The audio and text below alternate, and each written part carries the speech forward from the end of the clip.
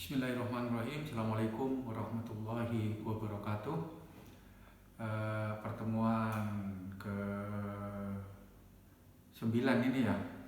Pertemuan ke 9.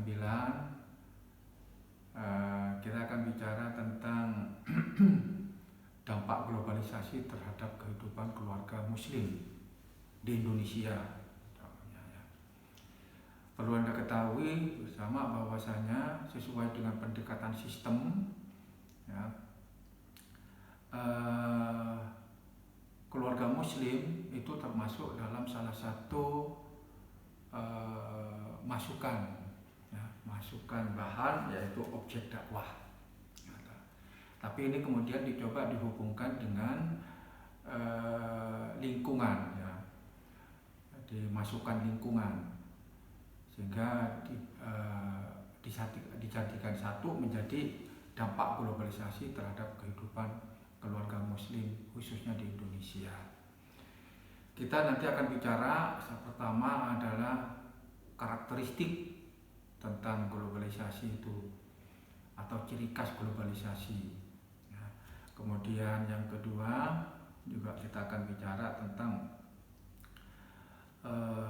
karena globalisasi itu juga ditandai dengan kemajuan ilmu pengetahuan dan teknologi atau teknologi informasi dan komunikasi, baik itu melalui media massal maupun juga sekarang ini media baru atau media sosial ya.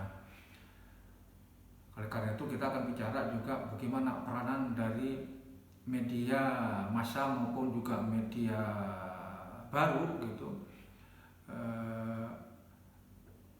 di dalam mensosialisasikan nilai-nilai yang ada di dalam globalisasi.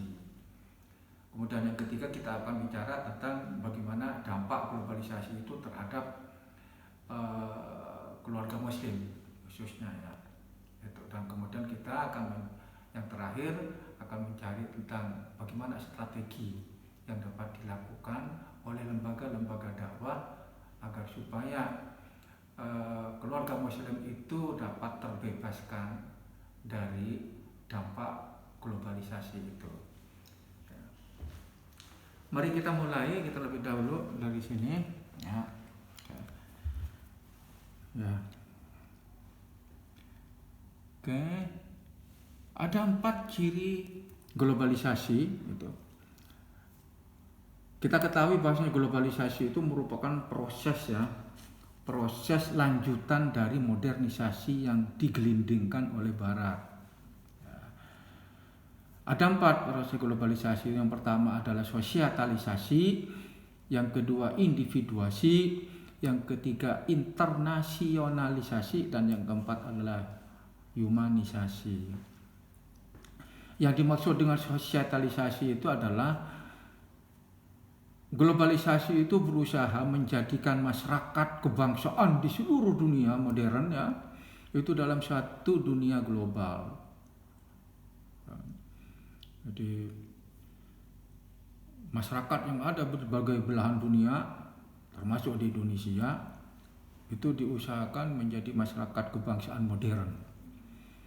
Ya, nilai-nilai modernitas itu kan ditandai dengan rasionalitas gitu. Orang harus rasional gitu di dalam bertindak gitu, dalam bertutur dan berperilaku.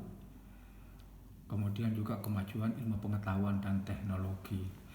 Yang kedua adalah individuasi, yaitu proses menjadikan pribadi-pribadi termasuk pribadi-pribadi muslim itu sebagai pribadi-pribadi modern. Itu.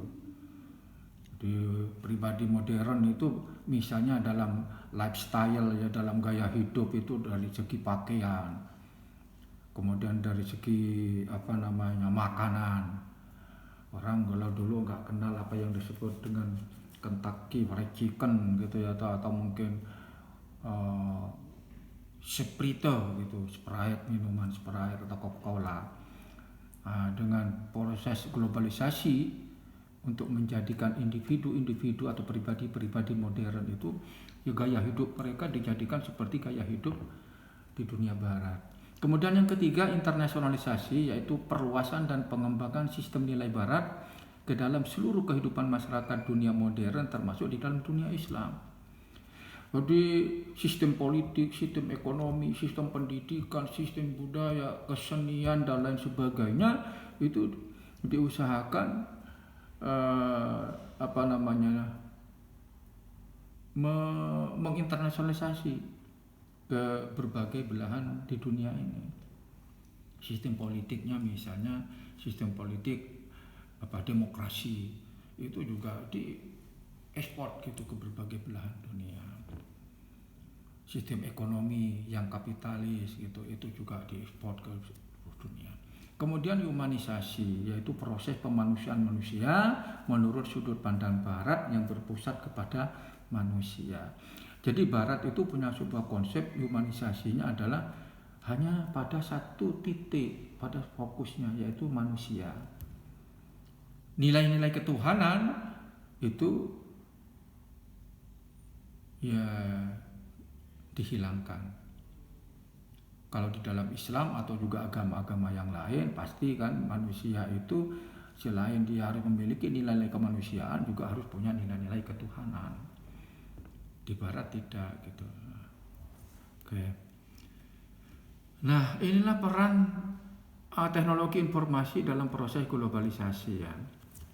Itu berupa di media massa apapun juga media baru, media sosial itu sebenarnya berfungsi untuk memberikan penguatan, percepatan, dan perluasan jangkauan dari nilai-nilai Barat dalam kehidupan keluarga dan masyarakat Muslim di berbagai belahan dunia.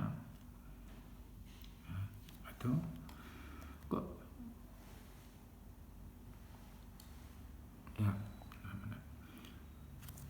Mari kita sekarang masuk ke dampak globalisasi ya. Ada dua aspek yang terkena dampak globalisasi terhadap keluarga Muslim itu. Yang pertama adalah aspek struktur keluarga dan kedua adalah aspek fungsi keluarga. Di keduanya ini saling berhubungan, tidak bisa dipisahkan antara satu dengan yang lainnya. Kita lihat mulai dari nomor satu. Bagaimana dampak globalisasi itu terhadap struktur keluarga. Dampak terhadap struktur keluarga itu pertama dimulai adanya atau munculnya kontraksi keluarga. Kontraksi keluarga itu artinya penciutan ya. Terjadi penciutan dari keluarga besar, keluarga luas, extended family ke keluarga batin atau keluarga inti. Dulu baik itu di Eropa, apalagi mungkin di Amerika, pada masa mereka masih menjadi masyarakat tradisionalis dan termasuk di berbagai belahan dunia yang masih menjadi masyarakat tradisionalis, itu bentuk atau struktur keluarga itu bersifat keluarga luas yang terdiri dari ibu bapak atau suami istri ya, kemudian kakek nenek dari garis ayah, kakek nenek dari garis ibu, kemudian anak-anak, paman, bibi menjadi satu keluarga. Tapi sekarang sudah tidak berarti lagi.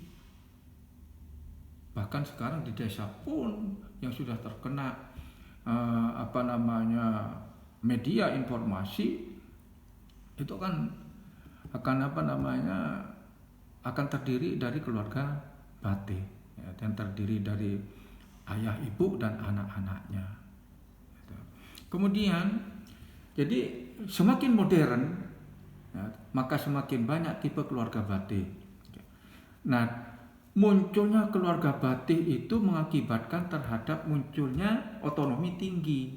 Otonomi yang tinggi di kalangan keluarga batin itu. Nah, dulu orang gitu sebuah keluarga misalnya mau menyekolahkan anak-anak mereka meminta pertimbangan misalnya paman bibinya, pertimbangan dari si imbahnya dan lain sebagainya. Sekarang sudah tidak lagi karena keluarga batin bapak ibu itu memiliki sebuah otonomi yang tinggi gitu untuk menentukan keputusan-keputusan yang terkait dengan masa depan anak-anak itu. Nah, Nah, yang berikutnya adalah dampak terhadap fungsi keluarga. Yang pertama, keluarga modern sekarang ini sudah mulai kehilangan fungsi-fungsi intrinsiknya. Ya, fungsi-fungsi intrinsik itu yang terkait gitu dengan pengasuhan anak dalam berbagai bidang sudah mulai digeser oleh media informasi dan komunikasi melalui media massa ataupun juga media sosial. Frekuensi hubungan antara orang tua dengan anak-anak itu sudah mulai lemah karena mereka disibukkan dengan tugas masing-masing, bahkan juga disibukkan dengan penggunaan media barunya masing-masing. Ya. Nah, akibatnya apa? Akibatnya media informasi, komunikasi, baik itu media massa maupun juga media baru, itu menjadi wakil orang tua. Wakil orang tua dalam hal apa? Ya dalam hal enkulturasi atau sosialisasi nilai-nilai terhadap anak. Enkulturasi itu pembudayaannya, pembiasaan. Misalnya bagaimana orang cara menerima anak, diajarkan supaya terbiasa menerima itu dengan menerima dari orang tua atau menerima dari siapapun, menerima sesuatu dari siapapun harus dengan tangan kanan. Itu enkulturasi. Sosialisasi nilai-nilai, baik itu yang berkaitan dengan keagamaan, nilai-nilai yang berkaitan dengan pengetahuan umum dan lain sebagainya, itu sudah orang tua sudah banyak digantikan oleh umi. Ya. Termasuk mungkin dalam pengarahan dan keteladanan. Yang berikutnya adalah akibat lain dari media informasi dan komunikasi itu menjadi wakil orang tua, terjadi proses sekularisasi kehidupan keluarga, pemisahan antara aspek agama dan aspek hiburan, tuntunan dan tontonan berjalan dengan paralel yang saling tidak ketemu. Bahkan mungkin kalau melalui televisi itu orang akan melihat ya hanya tontonan, bukan tuntunannya. Tontonan itu yang untuk menghibur, tuntunan itu yang bersifat nilai-nilai keagamaan, nilai-nilai moral, itu sudah mulai.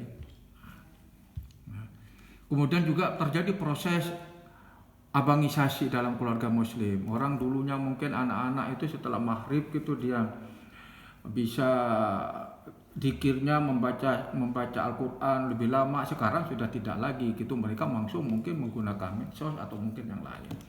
Kemudian terjadi hipermoralitas juga. Hipermorality itu adalah sebuah kondisi di mana masyarakat, keluarga, anak-anak atau anggota keluarga tidak lagi bisa menentukan mana sih yang baik, mana yang buruk. Istilahnya jumbuh antara nilai-nilai yang baik dengan nilai-nilai yang buruk. Gitu. Hoax itu sebenarnya, itu mungkin salah satu gitu dari kondisi hipermoralitas. Orang tidak bisa menentukan apakah ini hoax atau bukan. Itu kondisi hipermoralitas. Oke. Nah, bagaimana kemudian angkatan terakhir strategi dakwah yaitu terhadap keluarga muslim, khususnya strategi dakwah dalam pemberdayaan keluarga muslim. Nah, jadi ini kan ya lembaga dakwah juga harus memiliki prinsip ya kepada think globally, act locally gitu, dan mengembangkan local wisdom ya ke community wisdom, family wisdom atau personal wisdom juga. Ya, ada kearifan lokal, kearifan komunitas, kearifan keluarga, bahkan kearifan pribadi itu harus dikembangkan. Nah, yang di bawah ini tugas lembaga dakwah dalam pemberdayaan keluarga. Misalnya diantaranya memberdayakan keluarga sebagai struktur mediasi dalam proses alih nilai-nilai dan ide dari luar.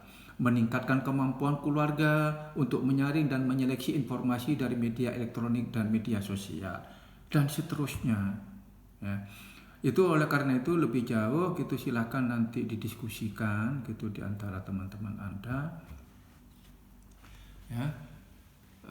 Nanti tolong dibaca lebih jauh lagi gitu, terutama yang berkait dengan tugas lembaga dakwah ya, di dalam upaya pemberdayaan keluarga muslim.